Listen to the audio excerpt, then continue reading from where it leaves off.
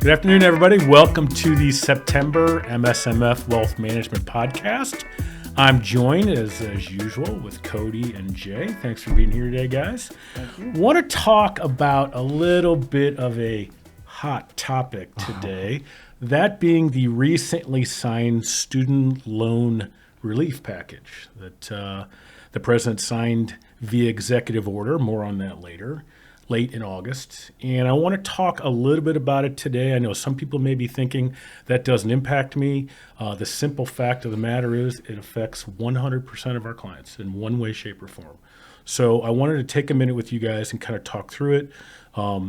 First, what is it? Well, real quick, I'll say it is a package designed to provide debt relief for the 45 million Americans who have some level of student loan debt, right? I will say, it's not my opinion, it's fact.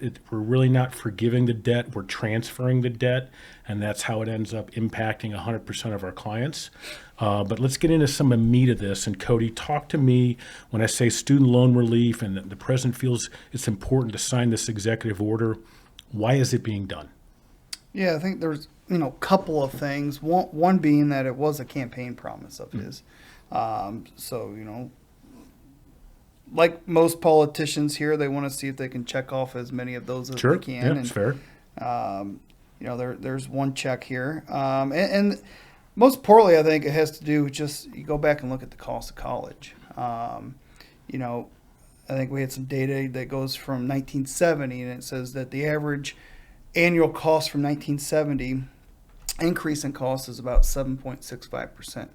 Which is rather significant. Yeah, it's close to the inflation rate. And so we go, okay, well, what's inflation during that time period? Mm-hmm. And you go back and look at the cost of the dollar, and it's grew about 3.9% since then. So it's, we're getting close to the doubling of the cost of college versus actual inflation. The same thing goes back with kind of like healthcare, right? Why does healthcare cost so much? Well, look at the cost of it. Right. And I think a lot of that was due to the 1965 was the Higher Education Act, which allowed the government I was born then. It wasn't a thought yet. I think a lot of that goes, it was a good thing to put in place, but on the back end, like a lot of these things that go on, is that the cost of money to be lent out really didn't have a cap, and from the public and private institutions for colleges, and they didn't have a cap on how much they could raise it. So if you're going to lend out more money, well, I can increase the cost of this, and it still gets covered, right? Right. And now we're into this situation where we had over $1 trillion of student debt. Oh, 1.6 trillion. 1.6 trillion. We're on our way to 2. Yeah. So that's obviously a pretty big issue going on. Right. Yeah. And again, to your point, Cody, I think strategy, concept, great. Execution involves the government. I don't care who's in charge, not so great, right? Yep. So regardless, Jay, of why this student loan relief was put into play, it is a problem. The system is fractured. Let's deal with kind of what is in this relief. I don't really want to call it a bill because it wasn't voted on by Congress, but this executive order that the president signed, how will it work? What are our clients supposed to do? All right. So going through, first thing, it's $10,000 of student loan forgiveness. That's kind of the baseline everybody's talking about. However, if you did qualify for a Pell Grant when you were taking out your student loans, then it actually will increase to up to $20,000 of student loan forgiveness.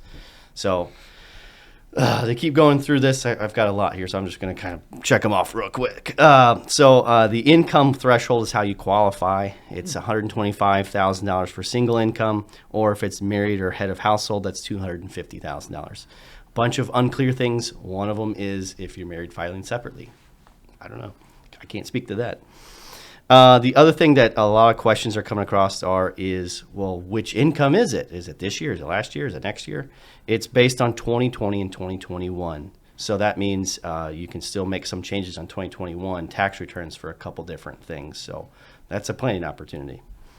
The second thing, the big thing it does is it extends the moratorium on the payments. Mm-hmm. Remember, that's the first thing that happened when COVID happened is they said no more student loan payments until we figure this out. That's ending on 12/31 of this year. So if you have student loans, be prepared to make a payment in January. And then the last thing is, clarifying points. Federally, this will be tax-free forgiveness. Don't have to worry about federal income taxes. State, depends on which state you're in. Missouri and Illinois, which are most of our clients, should be tax-free. After that, existing loans as of June 30th. So you can't do a new loan for this semester or like next year. It's up till June 30th. Had a couple of those calls. Yeah. No private student loans. It's always been federal student loans. That's who's in charge of, that's who's forgiving it. So that makes sense. Graduate student loans are eligible. A lot of people were asking, is it on undergrad? No, graduate ones are eligible as well. The forgiveness is based on the borrower. So if parents are taking out for kids, and you could have two sets of $10,000. It just really depends, but it's on the borrower, not the student. Students claim on their parents' tax returns. You use the parents' income, so that's another thing a lot of people are asking about. And the other thing is most income-driven repayment plans have automatic forgiveness. You don't have to apply for it. You're automatically in the system. They know how much money you're making. You're good to go. If that's not you, they are supposed to come out with a simple application. Let's see how many pages this is, which they promise should be available by 12/31 or in coming weeks. So we have no idea what it looks like or when we'll have it, but stay tuned. And then the third thing that this does, so forgiveness, student loan payments restarting. The third thing is it's adding a new income-driven repayment or IDR plan where it's going to dramatically decrease the normal minimum payment. And one of the things that got us in this mess for a lot of borrowers is your loans could actually be negatively amortized. What's that mean? That means if you are making the minimum payments, your loan could actually get bigger because the interest is compounding. Right. You're paying interest on interest on interest. So even if you're doing what you're supposed to do, you could end up owing more than you were paying down. The new IDR should eliminate that by forgiving, as long as you're making the minimum payment, it'll forgive the rest of the increase. So you're at least not getting further in the hole. Sure. So what are our clients supposed to do about it? What are their planning opportunities? Where do we go? Good question. So the first thing is figuring out, are you eligible or not? So feel free to reach out to us or, tax accountant to kind of figure it out because it's going to be basically based on your income. There are some opportunities if you haven't done your 2021 tax returns, or even if you have, if you didn't qualify in the last 2 years, you can maybe adjust some things like changing your filing status from changing your dependents. Maybe, maybe a dependent can go from one spouse to another spouse so that you are under the income threshold.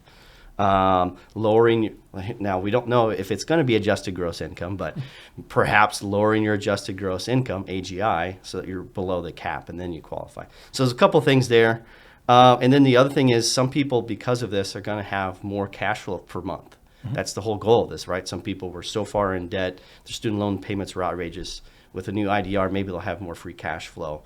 What do we do with that? Should we put it more towards student loans? Should we do something different with it? And then the last thing, and I'm going to look right at the camera and say, this is not confirmed. So we don't know if we can or can't do this, but there's a possibility that given the CARES Act, you could refund some of your student loan payments. Mm-hmm.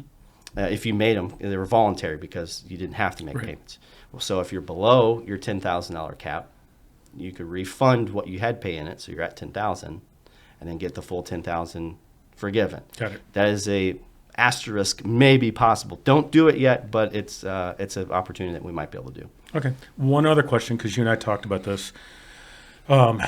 Divorced families, when you do FAFSA and apply for the student aid, typically it's going to be under the spouse or ex-spouse's income who the kids spend the most time with. Mm-hmm. But you're telling me if, let's say there's 4 kids and 2 kids on each return or claim as dependent, mm-hmm. it's only going to be the ex-spouse that was used their financials for, whose return it's on, correct. Not who was used for FAFSA. Correct, the returns. That's the important part. So it's on the tax return, has nothing to do with whose financials were on FAFSA. Right, and they might change it, but every indication has been, yes, it's not based on the FAFSA, it's based on tax returns. Got you, thank you.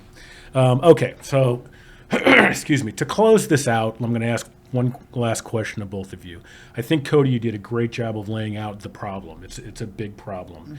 And it's because the system, I think, my opinion, has been allowed to run amok the way it's structured. I think we're all in agreement having the opportunity for kids that want to go to college, have a source of funds is a must in our country. Absolutely. I know we all three would love to see it expanded to kids where college may not be the best path, who maybe want to start a business. That would be great if they could be in this system. They're not right now. So let me ask you this question, Cody, first with you. Will this solve the problem? So I think it will help a lot of people, but I don't think it will solve the problem. There's just a lot of things from how do we get in this position in the first place until you fix that part of the problem. It's hard to be positive for any other, hard to be positive for the future of, because, okay, we're gonna fix some issues right now, but then there's no future plan for this, and it's going to continue to be the same problem that we've had before. And unfortunately, with this type of situation, there's going to be people that are happy with it, and there's going to be a lot of people that are upset with it. Yeah. And it's just trying to get to the masses of the people, right. Which I think they're trying to do. It's just the the steps behind it to make this not a bigger problem down the road again. Right. Right. Totally agree. Jay, you're widely recognized as our in-house college funding expert. What's this do to the problem? So I agree with Cody. It's not going to fix it. The reason we got here is really two things, and we've already talked about them: increasing cost of college, and the second part is increasing just money given out to people, right? So this doesn't do either. It doesn't address either one of those. It does try and help some of the people who've already borrowed by doing a couple things like the new IDR. I'm excited to see how that can help some people. But the unintended consequences, it's going to create other problems. Right. And again, to your point, it doesn't solve the increasing cost of college, and it doesn't change how much money someone can borrow, right, whether they qualify for it or not. Right. So it doesn't fix the problem, but at least we're trying to do something for people who are hurting. Right. Yeah, and I think, and both of you were very well said. Thank you. I think my closing comments would be, back to one thing you just said, Jay, and I read the fact sheet that's on whitehouse.gov. And part of this is that the president wants to double the amount of Pell Grant money that's available.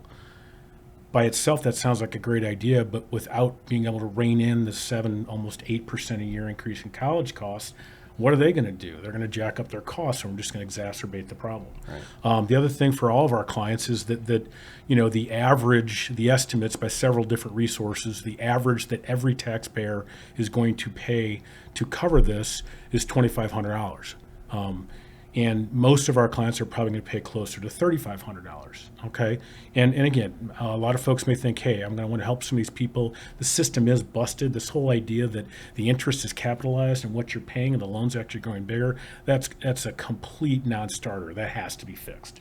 Right. So if I can help some people kind of get over that hurdle and move on, that's great. But we are not solving the problem. And lastly, what I would say is I think that we've only scratched the surface on this because it was done by executive order.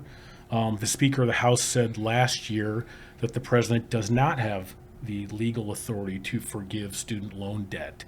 So I think we've only first started hearing about this. Maybe we can get some type of bill through Congress, but I'm not too sure that all these things are even going to come to pass.